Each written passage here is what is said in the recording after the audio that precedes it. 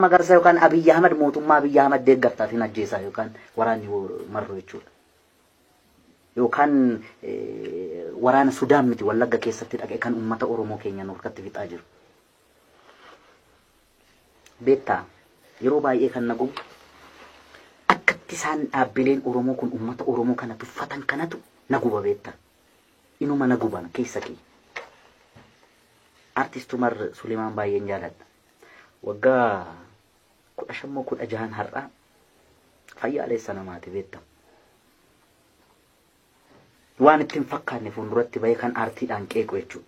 Yeroo sanatti kunnootiin kunoo taateen miidhee sirbaa ture sun sirbisaa sun maalirratti akka inni sirbe eenyu akka inni qeeqe walleessaa sanarraa nu banna beektaa.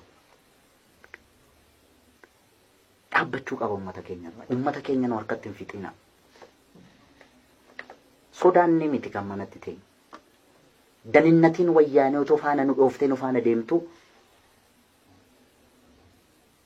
biyya 21 irra naanna'eetan biyya tokkitti itti kooluu galtummaa otoo hin gaafatiinan biyyatti deebi'e. Gantummaa miti kun. Silaa ormarraa otoo dhalanne nu faarsanii hin fixanne beektaa. Kasayyoon jedhee of faarsuu qabu. Sababuma maaliitiin Oromoon duuti har'a?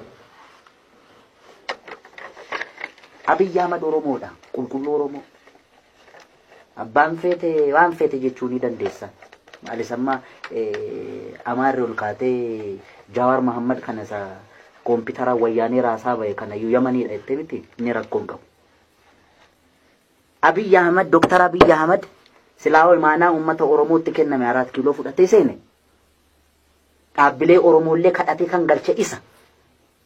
Nama maqaa qabsoo Oromootiin qabsaa'u xinnaa guddaa hunda kadhatanii kan galchan lammaafaan isaani. Waan saayikooloojii Oromoo kanatti bu'u waan beeta mangistii kana keessatti hojjetamu hunda walitti bu'iinsa dhaabbilee Oromoo dabalatee walitti bu'iinsa Oromoo walitti fiduu kan hojjechuudhaaf maa Daawud Ibsaa faana hin mari'atin, maa Jawaar faana hin mari'atin, maa Mararaa faana hin mari'atin. Namoota isaan kadhatee galche kana hunda maan mari'atin. Hawultii Haayila Sillaasee Minilik miti kan seexanaallee achi keessatti dhaabuudhaaf maa isaaniin hin mari'atin. Waan inni godheef isatu beeka. Garuu Oromoo walitti buusa taanaan dhaabaa miti barkan uummata Oromoo asii jijjiirama kana kan fide OPDOs miti, ABOs miti, OFCOs miti, OFDOs miti. Garuu qabsaaniiru karaa itti amananiin isaan hundi isaanii ABO'n umurii isaatti fixeera. Hayyoota Oromoo gameessa meeqatti dhabneera. Goota Oromoo bakka bu'aan qabni hundatti dhabneera maqaa ABO'tiin. Amma kunoo dheengaddaatti dhabaa jira. Har'allee kichuun Oromoo maqaa adda bilisummaa Oromootiin dhumaa jirti. Laga keessatti Oromoon dhumaa jira. Isaa miti. Jijjiirama kana akka Abashaan mangaanuun jette kanatti manguma kanatu yaa'ee wayyaanee dhukkeerraa kaasee qeetti galche. OPDO keessaa immoo adda durummaadhaan yeroo Lammaa Magarsaan fuuldura bahee falmu sana bar OPDO keessaa Lammaa Magarsaa qalchiisuudhaaf kan ishiin olii gadi shirrisaa turte hedduudha bar sajjeesisuudhaaf hin dadhabde malee lakkoofsaan jiru achi keessa har'allee harka lafa jalaatiin TPLF faana warri hojjetan miseensi isaanii jiru bar dhaabaa miti jara isaan kanadha kan uummanni Oromoo hordofee achi gala. Erga galaniin booda isaanuu garaa bal'atanii itti amananii Jaal Daawud Ibsaan umurii isaa qabsoo Oromoodhaaf fixe bar jedhanii dhaqanii itti kadhatanii galiitti qabsaan karaa nagaati. Wajjin qabsoof dantaa uummata keenya wajjin eegsis waliin jedhanii walii galanii dhufan. Ergas gaaniin booda isa gallakatti sanii ittiin doorsisu isa galchan immoo karaa ba'uu dhorkanii maaloo godhuu sharrii walirratti hojjechuun tuffii uummata Oromoo irraan kan ka'e malee. Yeroo kanatti siditti immoo anumti ishii yartuun kun ijaarrachuu nan danda'a gaangistar. Anumti ishii yartuun gabaabduun kun jaambuunis akka barbaade mandara keessatti. Carraa uummanni Oromoo magaala keessatti walii ijaaru kanaan nafxanyaan har'a meeshaa bitattee magaalatti walii ijaarte Oromoo qalaa jirti. Ijoollee keenya lagatti ittisanii waraana ficcisiisu jidduutti uummata Oromoo fixu kana dhaabsisuu dadhabani miti. dantaa sabaa wanti jedhamu soba. Kasayyoon jedhe hin sobdi. Dantaa saba ofii dursuu yoo barbaadame kan garaa kee garaatti qabatte sababa kiyyaan uummanni Oromoo hin gaaga'amin, hin beelayin, hin du'in, qeerraan godaaniin jetteetu gad of cabsitee dhugaa kee qabattee walii abboomamta. Kan isaan wal tuffataniin uummanni keenya dhumaa jira. By the way, ji'a jaan booda waa lamatu jira. Dhugumatti personaali ani naman filannoon haqaa hin jiraa hin jiruus hin jedhu jejjannoo sanarra hin jiru anam keessa kiyyatti. Korojoon hinatamaa hinatamu I am not sure. Shurii miti. Kan qalbiin kiyya sodaattu qawweedhaan walitti yaa'uunsaan oolummanni kun. Yoo dhugumatti biyyattii kana keessatti Oromoon firan qabu jedheera yeroo baay'ee. Akka arjummaa isaatti akka garaa laafummaa isaatti firan qabu. Hunduu kan isa nyaachuuf hamuummatudha. Yoo karaa nagaa milkaa'uu baate warri kanaan dura nu nyaachuu mi'eeffatan kun warri kanaan dura nu qoqqoodanii nu bubbuluu baran kun ammallee maanguddoonni aangoo gadhiisanii Maqaleetti galanii achi taa'anii waanuma wuskii dhugaa oolan qofa namatti fakkaataa. Warra waggaa 17 bara dargii mormina jedhanii daggala ba'anii dhaaba meeqa gowwoomsanii dhufanii waggaa 27 aangoorra turan. Aangoorra gaafa turan waan saammatan sanaan hin ijaarratu bar waraana. Dhugumatti amma Oromoo waraana ijaarrateera. Ijoolleen keenya daggala jirtu amma. Dhugumatti humna Oromoo difendi godhu qabu. Oromoon har'as ripheetuma lola. Sababa eenyuti kun? Sababuma tuffii uummata Oromoo irraa qabdu dhaabbilee Oromoo irraan kan ka'edha. Silaa Oromootu qawwee walii bitee magaalaa keessatti walii ijaaree ulaa ishii keessannaa ishiin baatu gaaddidduu ishii irra dhaabbachuu qaba ture. Maal godhama? Daggalatti ittisanii ittiin doorsisuufi ittiin loluun gargarii bara. Kan keessa kiyya nagu bukkan ittiin doorsisuufi ittiin loluun gargar. Adaamaa keessatti waan ta'e argiteettati. Okay? Kanaaf akkuma sayyoon jedhe gadi baanee profeshinii keenya waa jechuun egaa namni nuu himuu baatee waan callisnee fi ka sodaatti lakkaa'ee nu qeeqa ta'e inumaayyuu warra kaleessa hidhaa turree hidhaatti dhufee nu gaafachuu sodaatutu warra bargoota. Warra harka nu qabachuu sodaatutu har'a abbaa mirgaatii bar. Innuu onnee horateeraa bar. Akkamitti onnee sana dhabna? Na amani marga. Na amani. Oromoon yoo nyaatame dhaabbilee Oromoon nyaachisa. Gaafan qalbii kiyyatti Lammaa fi Abiyyi wal dhaban gaafa jedhan lakki istiraateejii fi Hacaaluu malee kun dhugaa mitee dheetan ofitti hima. Ofitti muufani. Maaliif jennaan waa'ee dhimma Oromoo irratti isaan wal mu'anii Abiyyi yoo Lammaadhaaf hin mu'amin Lammaan Abiyyiif yoo hin mu'amin namni ganda malee dhalate hin jiru. Namni naannoo malee dhalate hin jiru. Namni balbala malee dhalate hin jiru. Namni gosa malee dhalate hin jiru. Oromoon gosatti galti. Oromoon gandatti galti. Oromoon naannootti galti. Gaaf sana gabaabaa wal dhoowwita gaama. Calqaba Wallagga keessatti kan Oromoon du'e Oromoo harkatti. amma jalduuf meetta qaqqabeera. Trust me. Gaaf sana roorroo walirraa dhoowwuudhaaf hundushii gaangistara ijaarratti walitti namni ta'a jechuudha. Dantaa Oromoodhaaf yaaduun kana nan dhabe. Interviidhuma amma nu goote irraa ka'anii sayyoo irraa ka'e aboo namni Zarihuun Wadaajotti dubbatu hamilee qabuyyuu yeroo kanatti barna dinqaa bara. Maaltu ta'e beektaa Ambootti? Warra dabballee wayyaanee taate oppiidiyoon ergattu Amboo keessatti yoo ilmaan ishii baqattee waddeessatti yookaan ilfatatti galte abbaaf haadha reebsisaa bayetu har'a nabaa'oo shaniiti jedhetu daba baasaamte. Gantuu siin jedhaa bar. Ijoollee waggaa 8 fi waggaa 10 qaallittii keessatti gubachaa baatetu har'a diina inni goota. Waan akkasii faasii qunnama. Sookee rakkoon qabuun inni rakkoon fidu. Daandii wal dhoowwuun kun bar salphaadha. Namni dantaa saba Oromoof yaadu garuu waan na ulfaatu tokko hojjeta.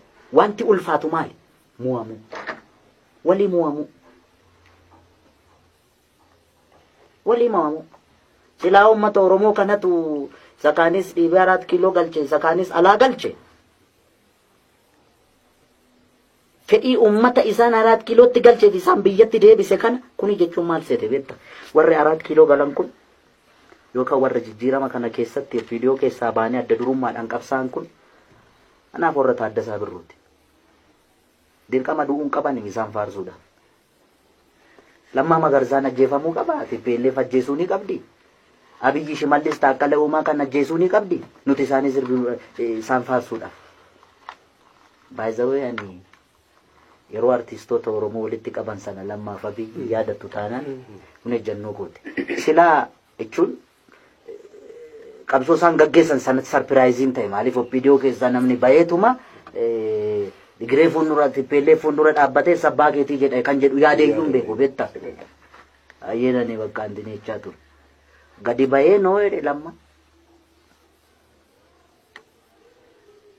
Har'uma gadi bayee Lammaan otoo Oromoo gane yookaan gandatti galee namni kireediitii isaa dhoowwu hin jiru. Omaa fiduu hin dandeessu. Gootummaan innaa sana raawwate dhaloota 2, 3, 4 ka'a. Jaalleewwan isaa dabalatee jechuudha. Siigalee silaa nama lubbuudhaan jiru faarsuun sodaadha malee jedheen. Silaa sinan faarsan jedhe. Nuti Waaqoo Guutuu fa'aa Taaddasaa Birruu fa'aa kan jennu. Waan gaarii yeroo lubbuudhaan jiran raawwatan sana hojjetan sana deebisanii hin balleessan waan ta'eef isaan faarsinaa. Lubbuudhaan jirtu taana nama lubbuudhaan jiru nan shakkan jedhe. Maaliif jennaan waan boru ta'uun beekama. Argiteettaa mitiiree Bahar Daaritti Dr. Abiyyi kan akka taabotaatti ba'anii warra deemaa turan kanatu Dr. Abiyyi akkas gochaa jira. Oromoo dabalatee jechuudha. Ammas dabalee naasa. Ani bargaafan qubatti qabe Lammaa fi Abiyyi nurraa dhoowwaa yookaan qeerrottanii yagaafan jedhe bar saree gurraacha natti qalanii. Warra saree gurraacha natti qalee bayeetu sanatu amma jarakkaan taane gochaa jira. Walumaa galatti wanti ulfaatu ebelu kana ebelu sana ebelu gantuudha ebelu hattuudha ebelu maaloodha ebelu bitamtuudha waliin jechuu kana waggaa 50 hin baaf in danda'amu malee isaanu akkuma baay'ina keenyaatti yookaan akka jirru kanatti nu sodaatuuf malee silaa warra nu harkaa nyaatee dhuge kana ijaarre of jalatti akka shin dantaa Oromoodhaaf qabsooftu gochu inumaayyuu bar Oromoon du'uun qabu ture bar Guraageedhum kana Amaaruma Oromoo keessatti guddatte kana Tigireedhuma Oromoo keessatti guddatte kana waa'ee dhugaa Oromoo ittimtee amansiiste ati mana teessee bilbilaan akka shin daggalaa loltu Oromoodhaaf gochuu qabda malee margaan kun har'a warri siyaasa ooftu kuni ispeeshaalii sirbituu kana ergachuu barbaadde beekta. Ergachuu barbaade yoo ati didde gantuudha barbaachisaa taanaan akkuma kunoo kaardii moobaayilii suuqiidha sitti gurguranii oromummaa kan faaqanii sirraa gatu beekta. Artistiin tokko irratti olola oofama taanaan didaadha jechuudhaan. Dhaabni kamiyyuu inni biyya bulchus mee gaaf tokko yookaan si faana antineedheet nu faana jira bareedheet odeessa harka lafa jalaan biyya bulchu. Baala akka ishiin hin dubbanne hundumaa gooneerraa fi ishiin kana booda hin dubbattu jedhee taasaa harka lafa jalaan. Inni mormummoo moo ajaaluun sun abbee mana sitti kennanii konkolaataa sitti kennanii kana booda ishiin sirba dhaabdeetti. Inni moo qabsaadha iddoo kanatti bal'aanne itti godhate ni dheeratuuf dhedheeressa betta. Inni biyya bulchus immoo kan olola kan undergroundii oofu Oromoo bakka of buuseet of laalalaa. Inni mormus immoo Oromoodhaaf qabsaa dhugaa Oromoodhaaf qabsaa jidduutti immoo caaluun barbaadu yookaan margaan barbaadu. Ammuma kana margaan gaazuudhaan inni maqaa ishiitu Oromoodha malee miti ni dabar Oromoo miti siin jedhu. Akka waan Oromoodhaaf yaade warra ajjeesee Oromoo keessa nama hir'ise wayyaa bar nama dhaabbiidhaan Dooktar Abiyyi kana waan inni godhu jaalachuu dhiisuu dandeessa. Deeggaruu dhiisuu dandeessa mirga keeti. Suuraa Haayila Sillaaseef Minilik Maabeeta Mangistii keessa kaa'e na dabbaruu danda'a mirga kooti moo itti namanne. Abiyyi Oromoo miti jechuun garuu inni an Oromoodha utuma jedhuuba. An Oromoodha jedhee otoo himatu inni Oromoo miti yoo jetteeni. Lakkoofsa Oromoo miiliyoona 50 keessa nama tokko hir'iste jechuudha. Akkamitti ati Oromoof qabsaa'aa taatare? Nama kana lakkate Oromoo taate sirraan eegamu. Wanti kun bar nama dallansiisa. Maalirraa kaatee kana gooteettaan? Wanti sarraa eegamus ani barri jara kana nas kaa'e. Istiraateejiidhaaf ta'uu danda'a. Waan innis otoo sitti himin kana gochuun qabu. Ana otoo natti himin kana gochuun qabdu na dabbareera. Silaawan sin abdadha. Maa kana goote mii natti himi. Waan mana fayyadu natti himi. Jettee isa gaafattee yoo inni ignoorsi godhellee dhimmati Oromummaa irraa fudhattuuf maali? Kanaaf keessattuu dhaabbileen Oromoo itti gaafatamummaa qabu. Oromoo qoqqooduu keessatti qooda olaanaa warri qabdu dhaaba Oromoo keessa warra hooggantoota. Ela abaa'oome dabballeen tokko too dhufee waa'ee akeekaaf kaayyoo adda bilisummaa Oromoo natti himeen Amboo Jibaatiin Meeccaa fuulduratti sa'aatii 2 waraabame televezyiiniin Itoophiyaa poolisiin pirogiraamii keessatti waraanni maaloo ta'ee leenjisanii ba'anii ijoollee bar mana geggeenya. Abaa'oon utoo nu leenjisaa inni leenjiidhaaf nu fudhatu bar. Waggaa 16 waggaa 17 minaamin nurra jiru qaamni nafti. Achumatti nu guddifata malee qeetti. Televezyiinii Itoophiyaatiin olola ooftee karjallee Amboo seenee gaajaa dhugnee baan. Okay? Eenyu tennaa sana nurratti qaxaqqataa ture karjallee keessatti Tigiree faana nu tumsiisee nu galchaa ture. Hin beekamu. Har'allee sanuma. Kanaaf